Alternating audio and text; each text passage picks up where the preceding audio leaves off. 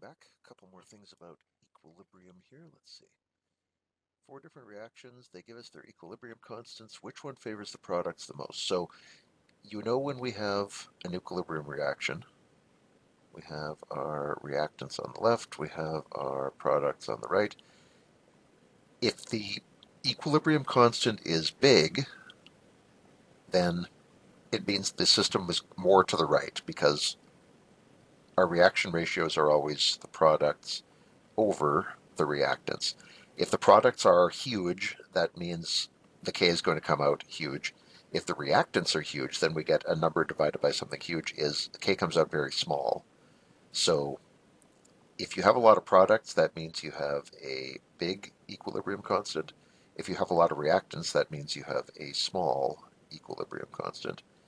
If your K were exactly 1, that would imply that your system is close to balance, that you have roughly 50-50. There's a little more to it than that mathematically, but anything close to 1 means you're close to balance. So when they say which of these favors the products the most, that just means which of these is the highest. Now, they're being a little bit weird here. All of these are in scientific notation and they all have negative exponents. So what we're looking for is which of these is the largest or number, and that means which one of them has the highest power. -1 is actually the highest of all the powers here.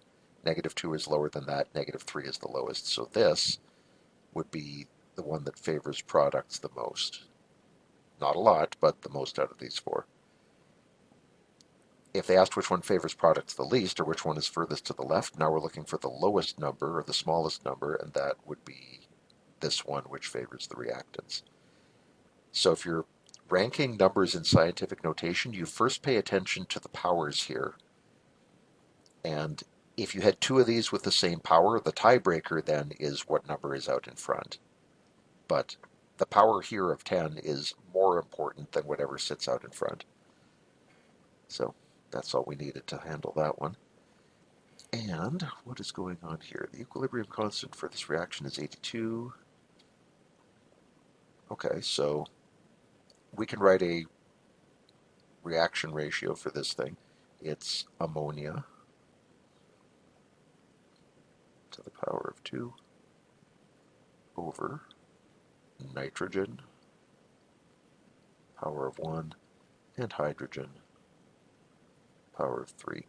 And all that, they tell us, has to come out to 82. And here they say we don't know the moles of nitrogen. We do have ammonia and hydrogen, so okay, this is going to be our unknown. Now, if I do this, x times 4 cubed equals 82, I am super wrong. Do you see why? These numbers are supposed to be concentrations. These are not concentrations.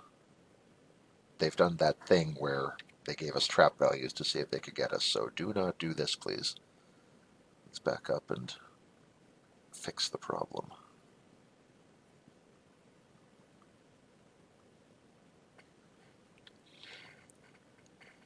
They say we have 4 moles of hydrogen in an 8-liter container. So the concentration of hydrogen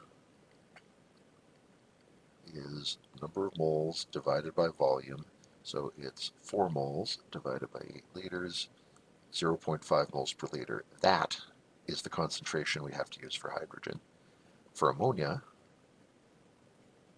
CnH3, same drill. Number of moles is 5 divided by, it's still an 8-liter container, 0.625 is the concentration for ammonia. So please stay alert for that. We can try to get you with moles at any time, so just make sure you're using concentrations when you set them into this formula. So now that that's sorted, ammonia is 0.625. Don't forget to square it. Don't lose your decimal. Nitrogen, don't know. We'll call it N.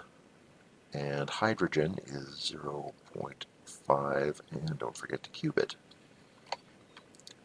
So If we want to get n out of the denominator, the standard way to do that is multiply both sides by the denominator. So I'm going to go times n times 0.5 cubed and times n and 0.5 cubed. These cancel, and we get 0.625 squared equals 82 times n times 0.5 cubed. That's way too many messy numbers. Let's get this fixed. 0.625 squared is 0.390625. On this side, ignoring the n for a moment, using just the numbers, we have 82 times 0.5 cubed, which is 10.25 if I did that right.